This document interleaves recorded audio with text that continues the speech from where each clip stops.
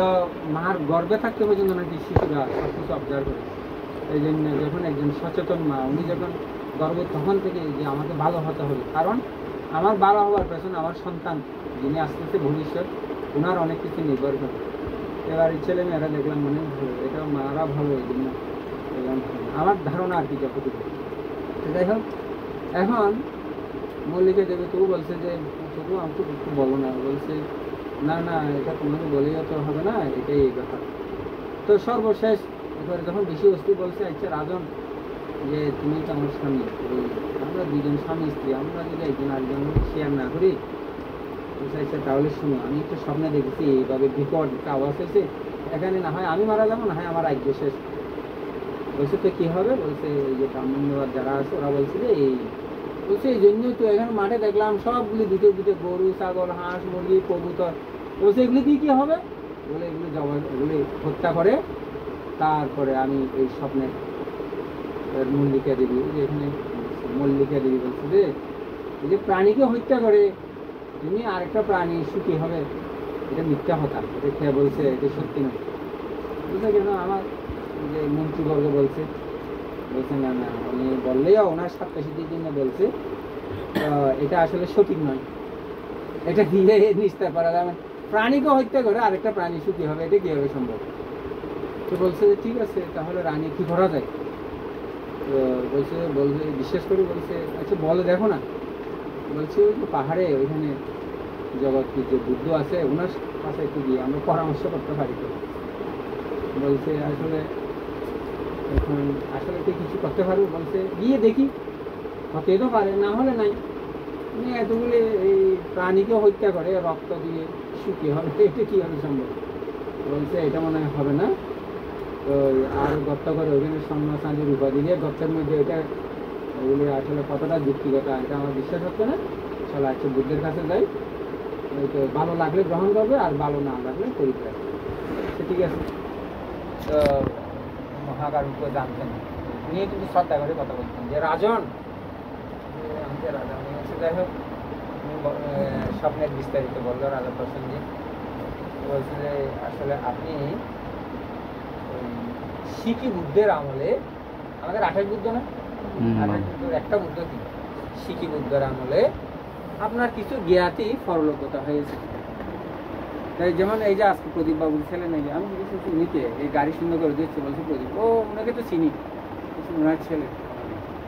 তো এটা ভালো লাগছে আর কি, এই যে বাবার প্রতি যে আনন্দ উপরে সুন্দর করে দিয়ে দিল, বর্তমানে নেই এমনটা এই জন্য বলতেছি। হ্যাঁ বাবার প্রতি যে আনন্দ। ছেলেটার নাম আমি তো জানি না, সঞ্জয় বড়ুয়া, বড়টার নাম সজীব বড়ুয়া, যেটা শান্তির একটাকে ওকে হ্যাঁ বিদেশে থাকে, বড়টা বিদেশে থাকে দুবাই। এটা আমি চিনি না, আজকে যাকে দেখছি ওর কথা বলতেছি।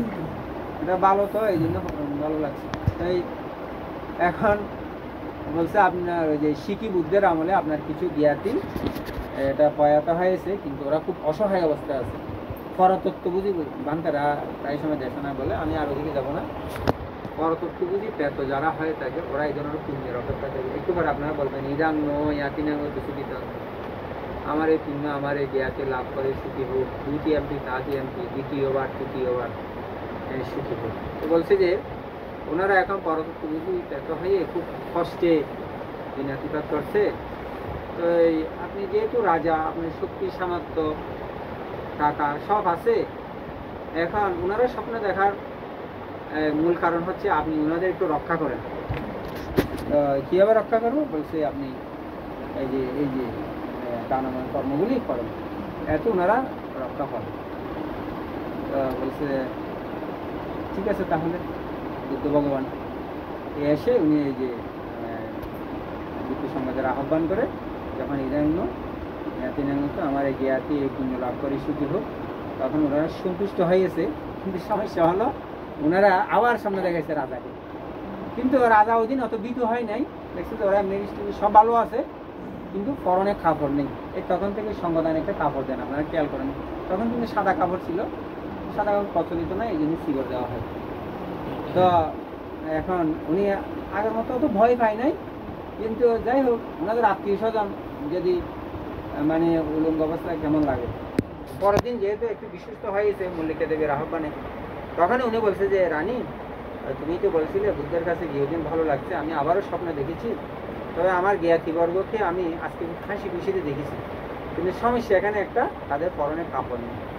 বলছে এটার সমাধান তো আমি দিতে পারবো না, চলো আবার বুদ্ধের কাছে যাই।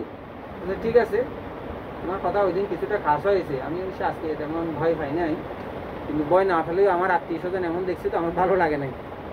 বলছে আচ্ছা ঠিক আছে যাই। বলছে রাজন, বলছে ভাবতে বহু ভগবান, আমি আজকেই স্বপ্নে দেখেছি, তবে আপনার কথা ঠিক, ওনারা হাসি খুশিতে আছে ঠিক আছে, কিন্তু পরনে কাপড় নেই। বলছে আপনি কি একটু খাবার দিয়েছেন? না, আপনি তো একটু ব্যাংকে বলেন নয় আমি দিই নাই। বলছে আজকে আবার ইয়া করে আপনি কাপড়টা দেন, তখন কি অবস্থা দেখেন। অনুরূপভাবে কাপড় দিয়ে যখন করছে তখন দেখলো যে না, ওরা আর স্বপ্নে দেখে নেই। ওই শিখি বুদ্ধের আমলে কিন্তু ওনারা জ্ঞাতে ছিল, এই জন্য আমরা 28 বুদ্ধের যখন উৎসর্গ করি তখন শিখি বুদ্ধের একটা শিখি বুদ্ধ ওখানে বন্দনায়ন করি। তো তখন থেকে এই যে মল্লিকা দেবী, আজকে দেখলাম যে এখানে মল্লিকা দেবী মানে বজেন্দ্র ওনার সহধর্মী, ওনাকে স্মরণ করা হচ্ছে। তাই এই জন্য আমরা জ্ঞাতি দিই। তো এখানে বানতে আপনি রামপুরের বানতে ঠিক আছে, সবাইকে তো স্বপ্নে দেখেন, এটা আবার একটা বিষয় আছে। এখন মনে করেন এই এই বজেন্দ্র মল্লিকার ওরা সে 4 জন সন্তান আছে, 6 ভাই আমরা বানতে। 6 ভাই। তো 6 ভাইয়ের মধ্যে এক ভাই যিনি এই যে সমীরণ বড়, উনি ভালো, উনি শুধু স্বপ্নে দেখাবে, আর বাকিদের স্বপ্নে এটা কেমন হয়?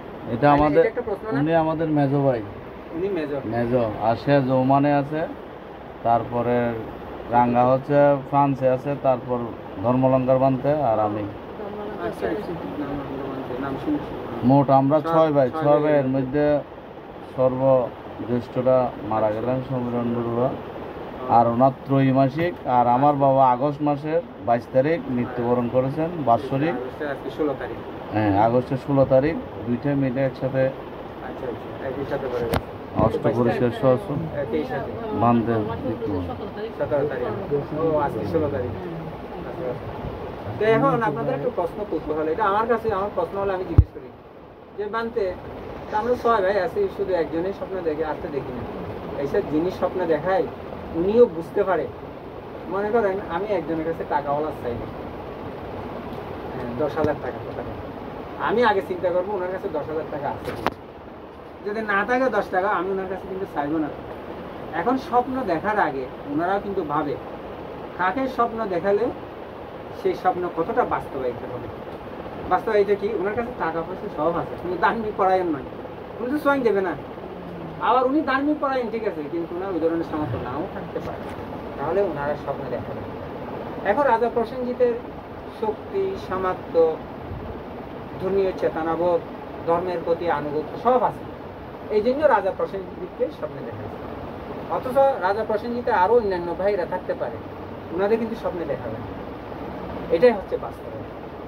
যে জিনিসটা আমি প্রথমে বলতে চাইছিলাম যে ভালো মা, প্রগতিশীল মা, ক্ষমাশীল মা, মানে ক্ষমাশীল মার সাথে ভালো সন্তান আগে, এটা কিসের সম্পর্ক?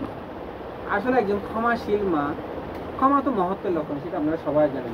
ক্ষমা সবাই করতে পারে না, যারা মহৎ ওরাই ক্ষমা করতে পারে। তো একজন ক্ষমাশীল মা, যেমন এখানে যে মল্লিকা দেবী, ওনার রয়েছে 6 সন্তান, এবং আমি যেটুকু শুনেছি 6 সন্তানই এস্টাবলিশ, এবং সবাই ভালো, কানাডা প্রবাসী, ওমান প্রবাসী, যাই হোক। এখন এই 6 জন সন্তানকে মানুষ করা সাইক্রিফানা করে, তাও আবার তখনকার আমলে অনেক কষ্ট করছে। এখন শুধু কষ্ট করছে না, আমি কষ্ট করলাম ঠিক আছে, তারাও অনেক কষ্ট করে, কিন্তু তাদের সারাদিন পরিশ্রম করে। এই জন্য আমাকে যদি বলা হয় পরিশ্রম সৌভাগ্যের প্রসূতি, আমি অনেক সময় বিশ্বাস করি না। পরিশ্রম সৌভাগ্যের প্রসূতি ঠিক আছে, তো সঠিক পরিশ্রম করতে হবে। হ্যাঁ, তাহলে গাধাও তো অনেক পরিশ্রম, কিন্তু সিংহ তো শুধু হাই আর ঘুমায়। হ্যাঁ, তো যাই হোক, উনি নিশ্চয় ক্ষমাশীল ছিলেন। ক্ষমাশীল না থাকলে এই ছেলে সন্তানগুলো এমন হতো না। এখন বান্ধব কেমন ক্ষমাশীল, উনি যদি ক্ষমাশীল না হতো, যদি একজন সন্তান একটু দুষ্ট, কারোর সাথে ঝগড়া একটা বাজাই দিয়ে আসে, এখানে যখন মাকে বলছে যে এই যে আপনার সন্তান আমার একই মেরে আসছে, বলছে আপনার সন্তান এত ভালো যে এই জন্য মারছে, আমার সন্তান এত ভালো না। কিন্তু উনি যদি ক্ষমাশীল মা হয়, তখন উনিকে কি বলবে যে দেখো বাবা, আসলে অমুক তোমাকে মারছে, সেটা ঠিক করে নাই, হ্যাঁ সে অন্যায় করছে, ঠিক আছে আমি ওর মা হিসাবে তোমার কাছে একটু আদর করি। এখন মা যদি ওখানে গিয়ে আরো ঝগড়া 5টা বাজায়, তাহলে সেটা ক্ষমাশীল মা হবে। এখন টিনেজ 14 বছর বয়স হয়েছে, 15 বছর বয়স হয়েছে, এখন থেকে আমাকে ফেসবুক, আমার মোবাইল দেখেন, আপনারা দেখলে হাসবেন। তাই এখন থেকে আমাকে ত্যাগ করতে হবে। কি ত্যাগ? এই যে আমার অনলাইন ত্যাগ। আমি যদি 9:30 10টার সময় ঘুমাই, আমার ছেলে সর্বোচ্চ 10:15 বাজবে আমার সন্তান ঘুমাবে। ওই early to bed and early two rice. তাড়াতাড়ি ঘুমাও, তাড়াতাড়ি উঠো। সকালে কিন্তু সে তাড়াতাড়ি উঠে।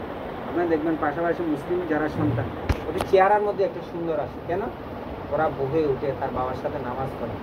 আমরা এই শুধু 7:30, 8টা, 9টা, এদিন 8:30টার সময় ঘুমিয়ে বলছি সে এখনো ঘুমায়। তাহলে ওই যে আর্লি টু বেড, তাড়াতাড়ি ঘুমায় নাই, যার জন্য সে তাড়াতাড়ি উঠতে পারে নাই। এই জন্য যারা ভালো মা, ওরা দেখবে যে যখন সন্তান বড় হচ্ছে, বড় হচ্ছে, ছেলে বড় হচ্ছে, তখন থেকে অনেক কিছু ত্যাগ করবে। আলিস্য উদার চিন্তা চেতনা এগুলো অনেকগুলি পরিত্যাগ করবে, তখন তার সন্তান আদিও ভালো হবে। এটা বুদ্ধের কথা। আমি তখন গ্রন্থের ভাই না। যাই হোক, আমরা অনেক চিন্তা চেতনা করি, আমরা বুদ্ধের অনুসারী। হ্যাঁ, আপনারা হোয়াইট হাউস সবাই জানেন। হোয়াইট হাউসকে চিনেন এমন কেউ নেই। তো হোয়াইট হাউসে ঢুকার সময় একটা বুদ্ধের মূর্তি একটা, ওরা তো খ্রিস্টান, বলছে যে আপনারা তো খ্রিস্টান সবাই, তো এখানে বুদ্ধের ঘটনা কি? আপনারা তো বুদ্ধের অনুসারী নয়। বলছে Buddha is not only religion. Buddha তো শুধু একজন ধর্ম নয়, বুদ্ধ এই যে গুড টিচার, বুদ্ধ একজন ভালো শিক্ষক। আজকে যদিও মঙ্গলসূত্র বলা হয় না যে পূজা চা পূজনীয় একাং মঙ্গলাম, পূজনীয় ব্যক্তিকে আমি পূজা করব। সেটা আবুল কালাম, এপিজে আব্দুল কালাম হোক, সেটা আমাদের অতীশ দীপঙ্কর বান্তে হোক। একজন মুসলিমকে যদি বলা হয় তুমি মুসলিম, তুমি অতীশ দীপঙ্কর বান্তের পূজা করো, সে যদি বলে আমি পূজনীয় ব্যক্তি পূজা করছি। আবার আমাকে যদি বলা হয় আপনি একজন বান্তে, আপনি এপিজে আব্দুল কালামের প্রশংসা করেন, আসলে এপিজে আব্দুল কালামের প্রতিটি উক্তি তো বিশাল বড় যুক্তিসঙ্গত। এখন উনি মুসলিম হয়েছে, তার থেকে হয়েছে।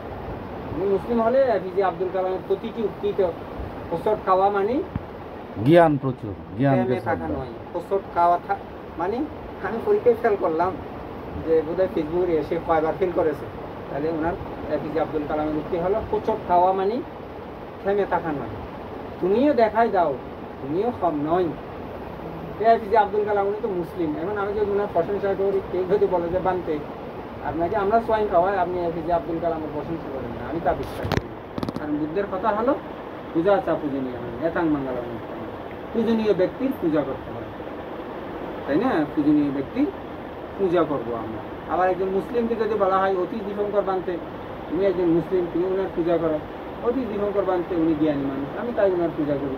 হ্যাঁ, তাই এখন একজন যদি খ্রিস্টান বলে, হোয়াইট হাউসে তো একজন খ্রিস্টানের ছবি থাকবে, যিশুর, বলছে না কেন বুদ্ধের ছবি? তো Buddha is not only religion. Buddha শুধু একটা ধর্ম তো নয়, বুদ্ধ এই যে গুড টিচার, তিনি একজন ভালো শিক্ষক। একজন ভালো শিক্ষকের আমরা পূজা করি, এখানে আপত্তিকর কিছু থাকার কথাও না। তাই এখন জ্ঞাতি মণ্ডলী, আপনাদের প্রতি আমার মধ্যে আহ্বান থাকবে যে আপনাদের এই যে সন্তান আছে এত সুন্দর, এটা ধরে রাখার জন্য নিশ্চয়ই আপনাদের অনেক ভালো করছে। আর আপনাদের ঘরে এই যে ভান্তে, সবচেয়ে আপনাদের যে বিহারে দুঃখ ভান্তে, আমার কাছে খুব ভালো লাগে ওনার যে মানবতার কাজ। আমি স্কুলে প্রতি রবিবারে নাস্তা দিই, যেখানে আছি। আগে তো ফুলবাগিচা ছিলেন 4 বছর। নমো তাস্সা ভগবতো অরহতো সাম্মা সম্বুদ্ধাস্সা। নমো তাস্সা ভগবতো অরহতো সাম্মা সম্বুদ্ধাস্সা। নমো তাস্সা ভগবতো অরহতো সাম্মা সম্বুদ্ধাস্সা।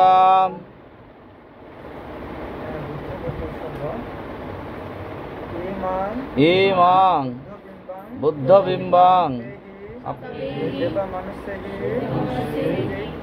পূজিতাং ইমস্মি বিহারে দানাং দেমি পতিচ্চপেমি দ্বিতীয়ম্পি ইমাং বুদ্ধবিম্বাং সপ্তেহি দেবমনুষ্যैः পূজিতাং ইমস্মি বিহারে দানাং দেমি আতিথ্যপেমি তৃতীয়ম্পি ইমাং বুদ্ধবিম্বাং সপ্তেহি দেবমনুষ্যैः পূজিতাং ইমস্মি বিহারে দানাং দেমি পতিচ্চপেমি।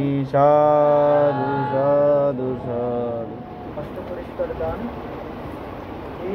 imang atta parikarang anuttarang puyaketam bhikkhu sangasa dhanang demang pujema dutiyampi imang bhutta parikarang anuttarang puyaketam bhikkhu sangasa dhanang demang pujema tatiyampi imang atta parikarang anuttarang puyaketam bhikkhu sangasa dhanang demang pujemam pujema sadhu sadhu sadhu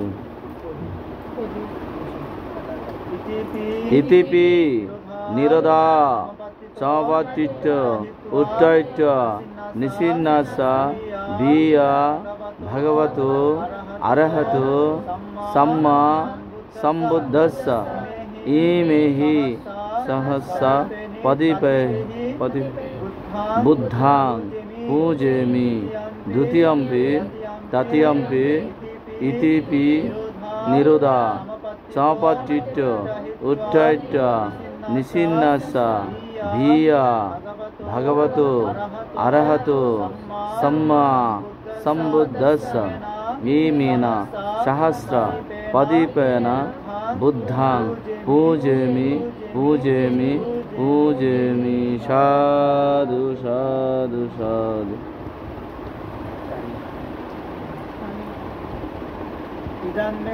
idamme punyam asavakaya sabbe satra sugita hantu sabba dukkadu mahutsantu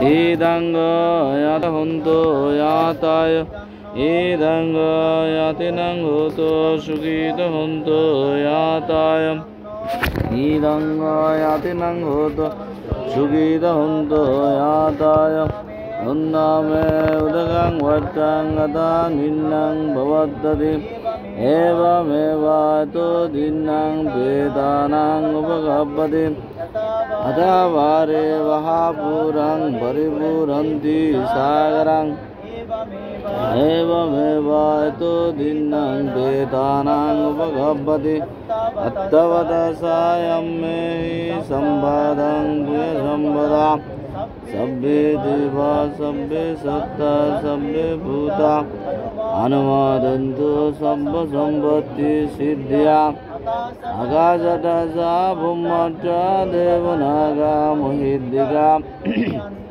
viyantang anumodhita silang rakkantu buddha sasanang silang rakkantu buddha desanang silang rakkantu mang parang Hemena puyagamena mamivala samagamo sadang samagama hoto yavanibbanang patyam idam medanang asvakang banghoto sabba dukkato mamutsanda nibbhanatsa paccayo hoto bhavato tittato sadhu sadhu sadhu sadhu sadhu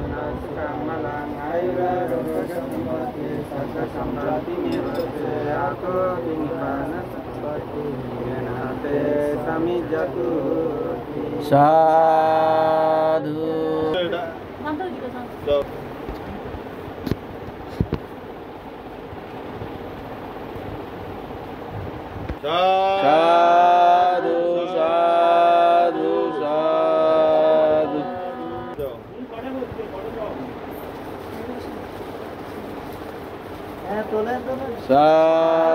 sadhu sadhu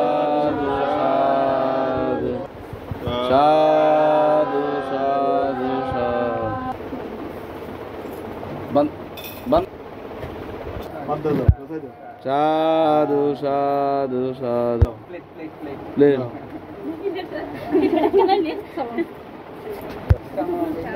sadhu sadhu sadhu sadhu sadhu